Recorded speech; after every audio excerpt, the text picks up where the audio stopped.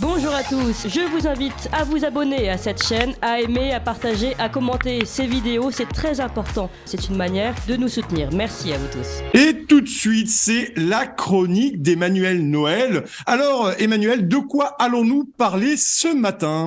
Eh bien, comment ne pas parler du fiasco de ces dernières semaines à l'Assemblée nationale, ou plutôt de la nouvelle télé-réalité du Palais Bourbon.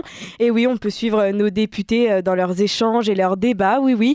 Après Moundir et les apprentis aventuriers, ou les Marseillais versus le reste du monde, voici les apprentis députés versus la politique.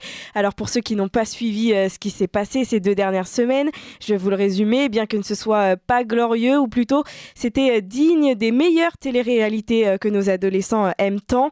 Au programme, 577 candidats, tous élus démocratiquement et enfermés pendant 2 semaines dans une même villa, l'Assemblée nationale, avec un objectif en tête, nous la mettre bien adopter ou rejeter la réforme la plus contestée du second quinquennat Macron, la réforme des retraites.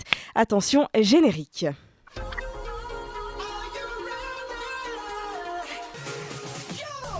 Mesdames et messieurs les députés insoumis, vous m'avez insulté 15 jours et nous sommes là devant vous pour la réforme.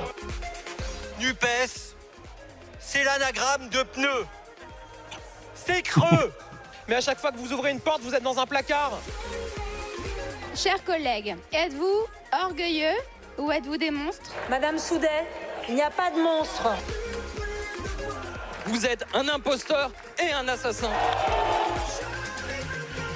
Je retirerai mon tweet le jour où vous retirerez cette réforme. On n'est pas dans un amphi, on n'est pas dans une manif, on est dans l'hémicycle de l'Assemblée nationale.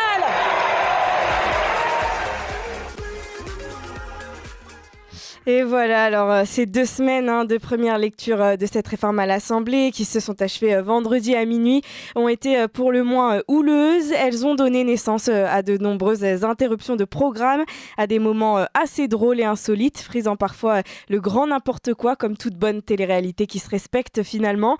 Et elle ne serait rien sans une bonne base de culture générale. Et pour relever le niveau, heureusement qu'on peut compter sur les députés insoumis. Je pense que la pénibilité des anciens n'est pas une affaire d'amis imaginaires. Et d'ailleurs, elle est très présente même dans la culture populaire. Moi, je vous invite à écouter par exemple un rappeur comme SCH qui décrit souvent les conditions pénibles qu'a vécu son père au travail et qui a cette phrase, il dit « Se lever pour 1 200 €, c'est indécent ». Et oui, SCH, vous connaissiez Nicolas ? Bah non, je suis comme Olivier Dussopt, là vous me collez complètement, mais pas du tout, ma chère Emmanuel. Eh bah, il serait peut-être temps de vous mettre à la page, Nicolas, parce que SCH, c'est un peu le Voltaire de 2023, sans vocabulaire ni aucun talent, voilà, pour faire simple. Mais bon, revenons à l'Assemblée nationale, parce qu'il faut dire ce qui est, 2 semaines de débat, c'est long, surtout quand vous êtes face à des insoumis, c'est dur, et la fatigue se fait sentir, et donc avec 577 candidats, il est facile de se tromper dans les prénoms. La présidente de l'Assemblée nationale, Yaël Braun-Pivet en a fait d'ailleurs l'expérience. Problème, elle a confondu 2 personnes ayant la même couleur de peau. On est sur la défense des amendements maintenant. Allez-y, Madame Keke, vous avez la parole. Excusez-moi. Madame la Présidente. Je dois en être à ma 13e heure de présidence. Je vous prie de m'excuser. Allez-y. Tous les Noirs ne se ressemblent pas. Voilà, je vous laisse imaginer si ça avait été Marine Le Pen à sa place.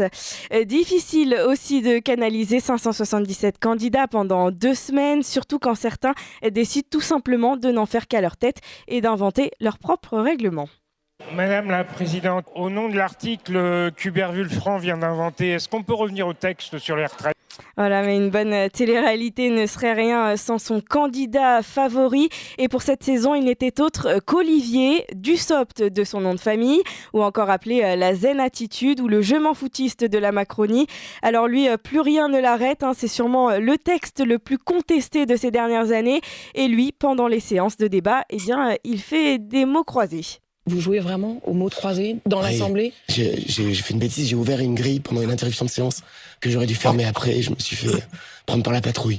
Mais il y a tellement d'interruptions de séance qu'à un moment, oui, j'ai ouvert une grille. Mais ça fait 15 jours qu'on y est. Ouvrir une grille, ça veut dire que vous avez commencé à jouer pendant une interruption de séance et j'ai pas fermé ma revue. Mais est-ce qu'il n'y avait pas un peu de provoque ? Non. Non ? Non. Il n'y avait pas de provoque. Non, mais non. C'était pendant une suspension, j'aurais dû fermer ma grille. Ou fermer ta gueule. Bon, alors, vous l'aurez compris, on est plus proche de la télé-réalité qui ne vaut pas grand-chose que du vrai débat. En attendant, si vous vous attendiez à ce que vos députés défendent votre cause contre cette réforme, eh bien, vous vous êtes trompé de programme. Mais rassurez-vous, car ce n'est pas fini. Il y a une deuxième saison qui approche et cette fois-ci, la villa, c'est le Sénat. Merci beaucoup Emmanuel Noël, et nous concrètement, on va continuer à ouvrir des grilles sur ligne droite jusqu'à 10h. Merci beaucoup. Vous appréciez cette émission? Alors aidez Radio Courtoisie à en produire d'autres en indépendance totale. Rendez-vous sur soutenir.radiocourtoisie.fr. Merci d'avance.